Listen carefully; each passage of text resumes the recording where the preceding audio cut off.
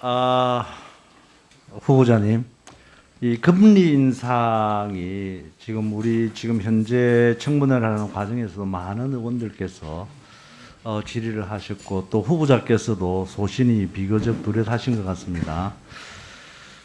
근데 워낙 이게 중요한 문제이기 때문에 한 번 더 제가 좀 질의를 하도록 하겠습니다. 이 미국 금리 인상, 지금 현재 이제 41년 만에 8%대의 인플레이션을 지금 미국이 지금 상황에 처하고 있지 않습니까? 그렇기 때문에 연방준비제도의 의장도 공공연하게 금리 인상이 필요하다라고 이야기를 하고 있습니다. 우리나라 같으면은 우리 후보자가 생각하는 적정금리, 그러니까 어느 정도 되면 앞으로 향후 되리라고 보십니까? 내부의 적정 기준금리. 예. 위원님, 제가 존경하는 위원님, 지금 제가 그 적정금리를 얘기하는 순간 이제 앞으로 금리가 그쪽으로 갈 거라고 이 방향을 주는 것이 돼가지고 제가 말씀드리기 굉장히 뭐 다 알고 있는 내용인데요. 뭐. 예, 그래도 제 금리가 입으로 오를 거라고 하는 거는 다 알고 있는 네, 내용인데. 그래서 제가 간접적으로 그럼 후보자가 보관은 가지고 계십니까? 예, 저는 기본적으로는 지금 의원님 말씀하신 대로 저희가 여러 사정을 볼 때 현재의 금리 수준이 굉장히 완화적인 정책에서 지금 회귀하는 과정이라고 보고 있고요. 아직까지도 금리나 유동성은 완화 기조를 유지하다고 생각합니다. 그런데 문제는 이 속도를 얼마나 빨리 가져가서 피해를 부작용을 줄일 거냐 하는 그런 쪽으로 보고 있고요. 전제는 다만 우리나라 경제는 해외 의존도가 높기 때문에 갑자기 어떤 충격이 와서 경기 상황이 변화하면 거기에 맞춰서 속도를 조정해야 된다, 이런 원칙을 가지고 있습니다. 그런데 최근 한국경제연구원이 발표한 미국과 한국의 적정기준금리 추정과 시사점에 따르면 올해 미국의 적정기준금리는 2.33%로 추정을 했습니다. 네. 알고 계시나요? 네, 알고 있습니다. 네, 그리고 한미 간 적정기준금리 차이를 최소 0.53% 포인트 이렇게 추정하고 있는데 그 점에 대해서 어떻게 생각하세요? 그 부분은 이론적으로 조금 반드시 제가 동의는 하지 않는 부분이 있습니다. 기본적으로는 영재연구소에서 하는 얘기는 한미 금리차가 급격히 축소되면 자본 유출이나 이런 면에서 리스크를 관리해야 된다는 면에서는 맞는 측면인 반면에 한국과 지금 미국이 처한 성장과 물가의 차이 때문에 반드시 그 갭이 단기적으로 꼭 유지돼야 되는지에 대해서는 여러 의견이 그런데 만약 있습니다. 이게 한국경제연구원은 이제 가정을 해서 이렇다라고 한다면 미국의 기준금리가 2.33%까지 인상될 경우 한은이 기준금리를 2.86%까지 끌어올려야 한다고 주장하고 이렇게 나서고 있거든요. 네. 이 점에 대해서도 뭐 분명한 말씀을 못 하시겠죠. 예, 경기 상황도 보고 물가 상황도 보고서 결정해야 그런데 문제는 이제 국내 기준금리가 현재 1.5%에서 2.86%까지 인상이 되면 가계대출 금리는 약 한 1.9에서 2%까지 오르게 됩니다. 이 점에 대해서 이제 많은 전문가들이라든가 언론이 지적을 하고 있는 겁니다.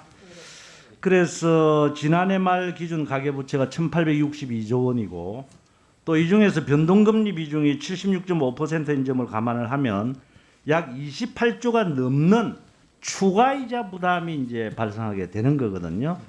그래서 이 금리 인상이라고 하는 것이 그만큼 우리 국민들의 실생활에 직접적으로 영향을 주기 때문에 걱정을 하고 있는 겁니다. 그래서 아시다시피 무슨 주식시장이라든가 부동산 시장이라든가 이런 게 보면 영끌족이라든가 뭐 다중채무자, 자영업자 등 취약계층 등의 어떤 부실 이걸로 인해 가지고 경기 둔화, 스태그플레이션에 대한 걱정 이런 것들이 있거든요. 그래서 이 가계부채 리스크가 관리를 어떻게 하느냐 하는 것이 굉장히 중요한 문제로 떠오르고 있는데 이를 완화하기 위한 어떤 대책이라든가 보완이 있습니까? 서 의원님, 제가 뭘 하나를 해결하면 지금 현재 우리가 처한 가계부채 문제가 한꺼번에 잘 해결될 수 있다는 그런 솔루션은 없지만 그래서 저희 기재위원회가 어렵다는 거 아니겠어요? 네. 그렇습니다. 그래서 하나는 지금 상황은 이미 가계부채가 많이 증가된 상황이기 때문에 존경하는 서 의원님 말씀하시는 듯이 금리가 올라가면 여러 가지 어려움이 있지만 시그널을 줘서 가계부채를 꺾어주는 쪽으로 가는 거가 일단 급선무라고 생각합니다. 그리고 그 뒤에는 그 가계부채로 생기고 있는 어떤 그 개인 파산이라든지 아니면 이런 미시적인 지원이 어떻게 될지는 금융위와 기재위와 이렇게 상의해서 방안을 마련해야 될 것 같습니다만 거시적으로는 일단 이 추세를 꺾는 거가 지금 하지 않으면 나중에 더 크게 피해를 볼 수 있기 때문에 앞으로 계속 금리 인상하겠다 이런 말씀이시네요. 성장에 문제가 없는 한 좀 그 방향으로 가야 될 것 같습니다. 후보자는 IMF 아태 담당 국장으로 계셨죠. 네.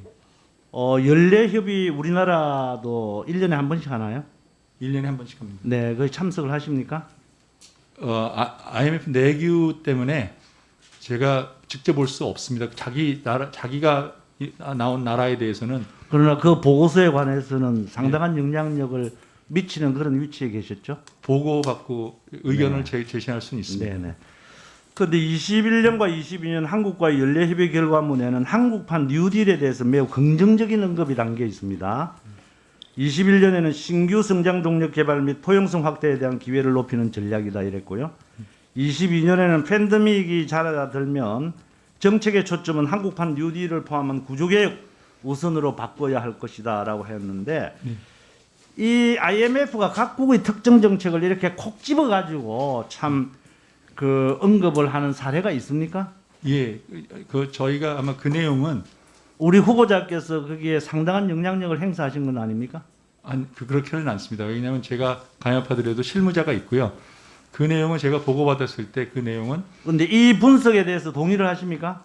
예, 지금 코로나19 방역 정책에 썼던 재정이나 이런 재원을 신성장 산업으로 이전을 할 필요가 있다는 측면에서 강조된 내용입니다. 그런데 문제는 이제 문재인 정부가 비리비리 꼴을 말하는 한국판